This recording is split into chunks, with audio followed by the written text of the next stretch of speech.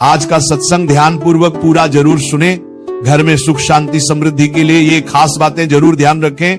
आप सभी लोग जो अपने घरों में दीपक जलते हैं, उसकी बाती का पूरा जल जाना या बच जाना क्या संकेत देता है? आपके पूजा, घर, मंदिर और खास अवसरों पर जैसे कि दीपावली, व्रत और अन्य धार्मिक अनुष्ठानों में दीपक जलाने से जुड़ी है।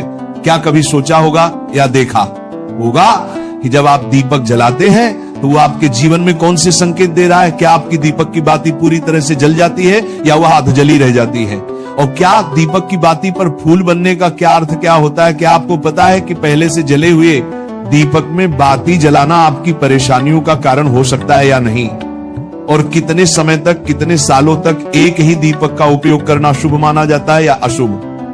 आज हम इन सभी रहस्यों का पर्दाफाश करेंगे और जानेंगे कि दीपक आपके जीवन में खुशहाली या बाधाएं कैसे ला सकता। तो भक्तों, आपको जानकर हैरानी होगी कि आप अपने पूजा घर के मंदिर में दीपक जलाते समय अगर ये गलती करते हैं तो आपको इसका परिणाम जरूर भुगतना ही होगा। दीपक की बाती का पूरा जल जाना और बाकी का बच जाना भी अलग अलग संकेत देता है, जो आपके लिए जानना बहुत जरूरी है।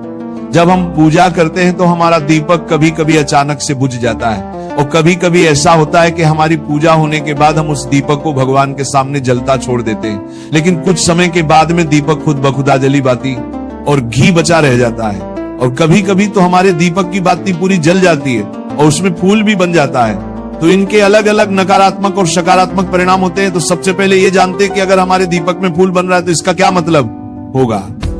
प्रिय मित्रों, अगर हमारे दीपक की बाती में फूल बन रहा है तो इसका सीधा सा मतलब है कि भगवान ने हमारी प्रार्थना को स्वीकार कर लिया है और वह हमारी पूजा से प्रसन्न है। इसका संकेत वह बाती में बने इस फूल के माध्यम से देते हैं। अगर आपके घर में दिव्य शक्तियां मौजूद हैं और आपके साथ साथ वह भी ईश्वर की पूजा में अपना ध्यान रखती हैं, तो आपकी दीपक की बाती में एक से ज्यादा फूल बनते हैं और कभी कभी साथ ही किसी भी देवी देवता का रूप भी दिखने लगता है। तो अगर आपके दीपक की बाती में फूल बन रहा है तो आप सच में बहुत भाग्यशाली हैं। इसी के साथ दीपक जलाने के भी कुछ खास नियम आपको जरूर जानने चाहिए। भक्तों, अगर आप पहले से जले हुए दीपक में अपनी बाती रखकर जलाते हैं तो ऐसा करने से दुर्भाग्य आपका पीछा कभी नहीं छोड़ता है। अगर दीपक में पहले से जली हुई बाती की राख या फिर रुई और कालिक है और आपने अपनी बाती इसमें रखकर जला दी तो ऐसा करने से भगवान आपसे प्रसन्न होने की बजाय नाराज हो जाते हैं और आपको इसके बहुत ही भयानक परिणाम देखने को मिलते हैं। आपके बनते हुए काम बिगड़ने लगते हैं, आपको आपकी तिजोरी का धन खर्च होने लगता है और आपके धन आने के सारे रास्ते भी बंद हो जाते हैं। तो हमेशा ये ध्यान रखें कि जब भी आप दीपक जलाएं, आप हमेशा साफ सुथरे दीपक का ही इस्तेमाल करें। दोस्तों, इसी के साथ कुछ लोगों की आदत होती है कि वह हर थोड़े दिन बाद अपने दीपक को बदल देते हैं। इस पर गुरुजी का कहना है कि आप जिस दीपक से पूजा करते हैं उसे कभी मत बदलिए, आप उस दीपक को सिद्ध हो जाने दीजिए। जब कोई दीपक रोजाना भगवान के सामने जलता है तो वह दीपक समय के साथ सिद्ध हो जाता है। भगवान की सकारात्मक ऊर्जा उस दीपक में आ जाती है और जब भी आप वह दीपक जलाते हैं तो आपका तन और मन दोनों पवित्र हो जाते हैं। तो आप हर रोज उस दीपक को साफ कीजिए, फिर उसमें बाती रखकर जलाएं। आप जितनी बार भी दीपक जलाएं उतनी बार उस दीपक को साफ करके बार बार उसी दीपक में बाती जलाएं। लेकिन अगर आप गलती से भी उस दीपक को बदलते हैं तो आपकी तरक्की में रुकावट आ सकती है। इसलिए आप अपने दीपक को कभी भी मत बदलना। 10 साल 20 साल तक आप उसी दीपक में लगातार बाती जलाएं, इससे आपका दीपक सिद्ध हो जाएगा और आप इसका चमत्कार अपने घर में भी देख सकते हैं। अगर आपके घर में कोई भी रोगी हो, बीमार हो या किसी का बुखार नहीं जा रहा हो तो आप इस दीपक को थोड़ी देर के लिए किसी बर्तन में डालिए और अब उस रोगी को ये पानी पिला दीजिए। 10 से 15 मिनट के भीतर उसका बुखार उतर जाएगा। वहीं अगर आपके घर में किसी को नजर लगी हो या फिर आपके व्यापार में किसी की नजर लगी हो, आपका धंधा अच्छे से नहीं चल रहा हो, तो भी आप इस दीपक को तांबे के बर्तन में पानी भरकर उसमें डाल दीजिए और रात भर के लिए छोड़ दीजिए। अगले दिन सुबह पानी का छिड़काव अपने घर में और अपनी दुकान पर करिए। ऐसा करने से आपको साफ साफ परिणाम दिखाई देंगे, क्योंकि जब हम लगातार एक ही वस्तु का प्रयोग अपनी पूजा में करते हैं तो वह वस्तु शुद्ध हो जाती है। भगवान की जो ऊर्जा होती है वह उस वस्तु में समा जाती है। तो कभी भी अपने मंदिर के दीपक को बदलने की गलती ना करें। दोस्तों, अगर आपके मंदिर का दीपक टूट जाता है या फिर खराब हो जाता है या खंड हो जाता है, तभी आप उस दीपक को बदल सकते हैं। लेकिन फिर भी आप उस दीपक को ना फेंक, बल्कि इसे अपने घर में संभाल कर रखें, क्योंकि ये भगवान की सकारात्मक ऊर्जा का भंडार होता है। वहीं अब आपको ये भी बता देते हैं कि अगर आपके दीपक की बाती पूरी नहीं जलती है और आपके दीपक में घी बच जाता है तो इसका क्या परिणाम होता है। सबसे पहले ये देखिए कि अगर आप किसी भी पेड़ पौधे की पूजा कर रहे हैं और पूजा में जलाया हुआ दीपक पूरा नहीं जलता या फिर उसमें घी बच जाता है, तो इससे आपके घर में बीमारियां घर बना लेती हैं और ये बीमारी कभी भी आपका पीछा नहीं छोड़ेगी। तो जब भी आप किसी भी पेड़ पौधे या मंदिर के बाहर किसी भी स्थान पर पूजा करें तो यह ध्यान रखें कि उसकी बाती पूरी जले और उसमें घी बचा हुआ ना हो, क्योंकि ये आपकी अच्छी सेहत के लिए बहुत ही अच्छा प्रभाव देगा। वहीं अगर आपके घर के मंदिर में दीपक की बाती पूरी नहीं जलती और पूजा करते समय दीपक बार बार बुझ जाता है, तो जरूर आपके घर में नकारात्मक ऊर्जा का वास है और ये आपकी पूजा में विघ्न डालने का काम करती है। दोस्तों, हमारे घर में अगर कोई बुरी शक्ति होती है या फिर कोई ऐसी ऊर्जा होती है जो ये नहीं चाहती कि आपके घर में भगवान की कृपा हो और सकारात्मक ऊर्जा हो, तो ये आपकी पूजा सफल नहीं होने देती, क्योंकि भक्तों एक वातावरण में एक ही तरह की ऊर्जा रह सकती है, या तो सकारात्मक या नकारात्मक। जो बुरी शक्तियां होती हैं वह ये कभी भी नहीं चाहती कि आपके घर में देवी देवताओं की कृपा हो। अगर आपके घर में भगवान ने अपनी कृपा की तो उन बुरी शक्तियों और ऊर्जा का प्रभाव खत्म हो जाएगा। इसलिए ये शक्तियां चाहती हैं कि आपकी पूजा में रुकावटें आए।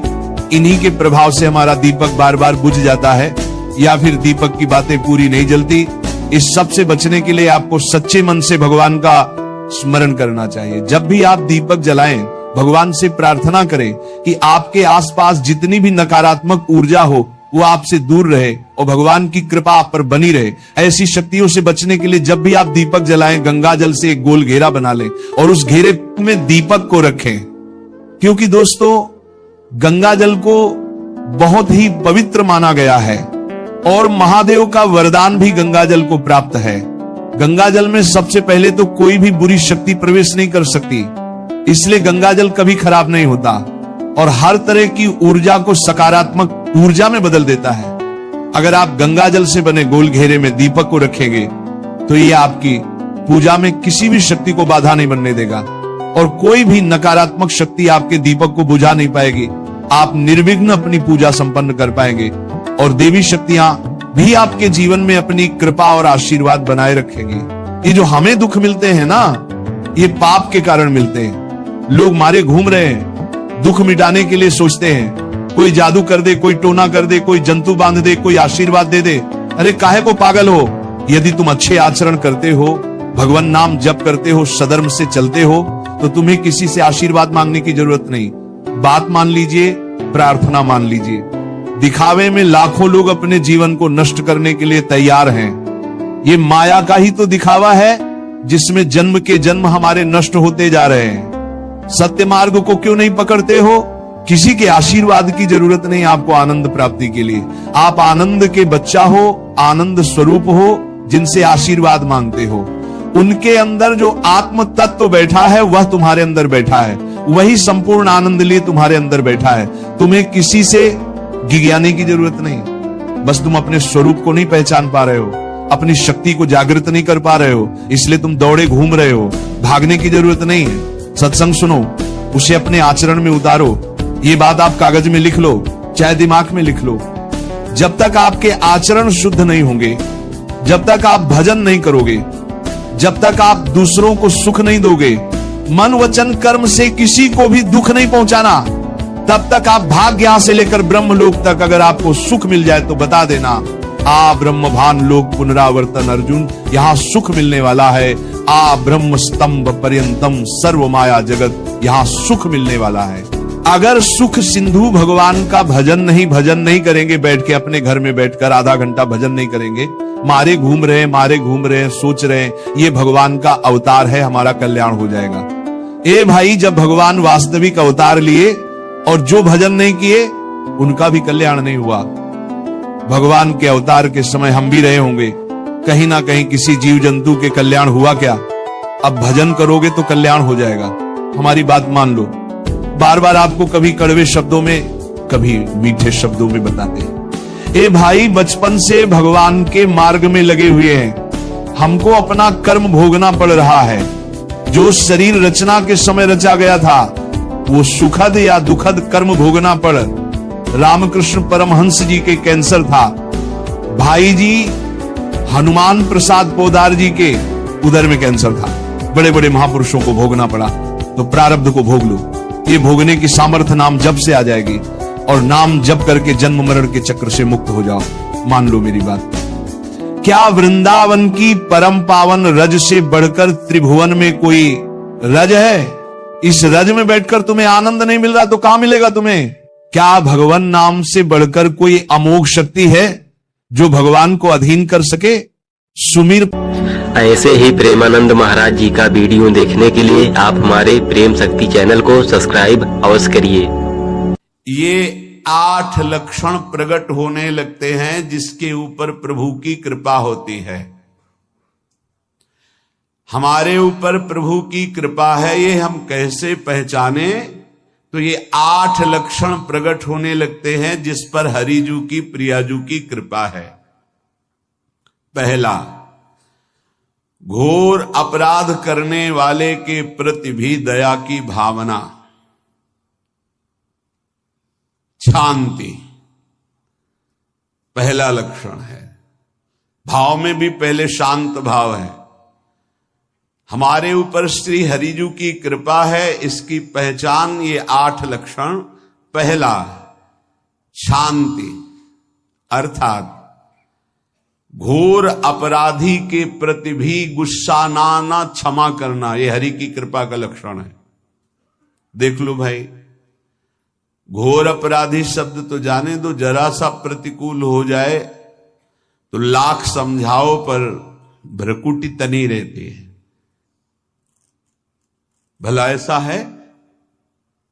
अपराधी पर भी क्षमा का भाव होना, ये हरि कृपा पात्र में ही होगा, अन्य में नहीं। तो अगर अपने हृदय में ऐसा लगे कि ऐसा नहीं है तो हरिजू से प्रार्थना करनी चाहिए कि कृपा करो, मेरे में सामर्थ्य आवे। दूसरा, अनुसूया, वो किसी भी के प्रति कभी भी कोई दोष दर्शन ही नहीं करेगा। दोष कथन, दोष श्रवण की तो बात जाने दो।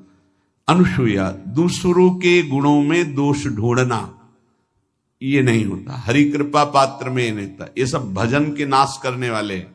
जैसे पहला अपराधी पर क्रोध कर देना, तो माया ने भेजा इसीलिए था कि तुम्हारे साथ व्यवहार ऐसा करे कि तुम क्रोध करो। क्रोध करोगे तुम्हारी ऊर्जा शक्ति नष्ट हो जाएगी, अध्यात्म में जो चलने की थी। और कहीं तुमने संकल्प कर लिया तो भजन शक्ति नष्ट हो जाएगी। तो अगर भजन बल है तो गया, जरूर उसको दंड मिलेगा, पक्का मिलेगा, 100% मिलेगा, लेकिन आप खाली हो गए। ना भजन करने की वृत्ति रहेगी और ना भजन रहेगा, दोनों बात। अनुसूया, किसी के सद्गुणों में दोष देखना, गुणों में दोष ढूंढना, ये हरि कृपा पात्र में नहीं होता। ये बहुत मंगलमयी बातें हैं जिससे हमारा भजन मार्ग पुष्ट होता है। तीसरा, वो बाहर से और भीतर से पवित्र रहता है, हरि कृपा पात्र। शौचाचार का ज्ञान होना चाहिए, वस्त्र आपके पवित्र होने चाहिए, ये बाहरी जल रज आदि के द्वारा बाहरी पवित्रता। और निष्कपटता, निश्चलता, सत्य भाव, ये अंदर की पवित्रता है। अगर कपट है, छल है, असत्य है तो हृदय मलिन रहता है। भीतर और बाहर से पवित्र रहना, इसमें खास बात क्या है? भीतर और बाहर से पवित्र रहने में, भीतर और बाहर से सदैव पवित्र कौन रह सकता है? तो बोले जो पुंडरीकाक्ष भगवान श्री हरि का प्रियाजू का स्मरण करता रहता है वो शवायाभ्यंतर शुचि, वो बाह्य और अभ्यंतर दोनों से पावन रहता है। तीसरी जो कृपा का लक्षण है अर्थात वो सदैव भगवत चिंतन परायण, शौचाचार का पालन करने वाला, बाहर और भीतर से हरि कृपा पात्र पवित्र रहता है। चौथा, ऐसे कार्यों का अनुष्ठान न करे जिनमें हमारा भजन छूटता है, जिनमें सत्य छूटता है, जिनमें भगवत भाव छूटता है।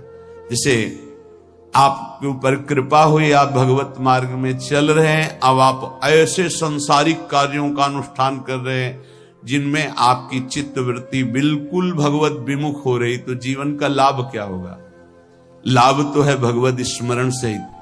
कल एक ने प्रश्न किया कि मैं खाता तो नहीं लेकिन मांस के दुकान में मांस बेचता हूं, होटल आदमी, क्या उचित है? ये उचित कैसे हो सकता है? तुम और भी तो व्यापार कर सकते हो। जरूरी है धर्म का पालन करने की इच्छा करते हो, धर्माचरण करते हो, ऐसा नहीं। तो विरत बहुकर्मा, उन कर्मों से हमें विरत रहना है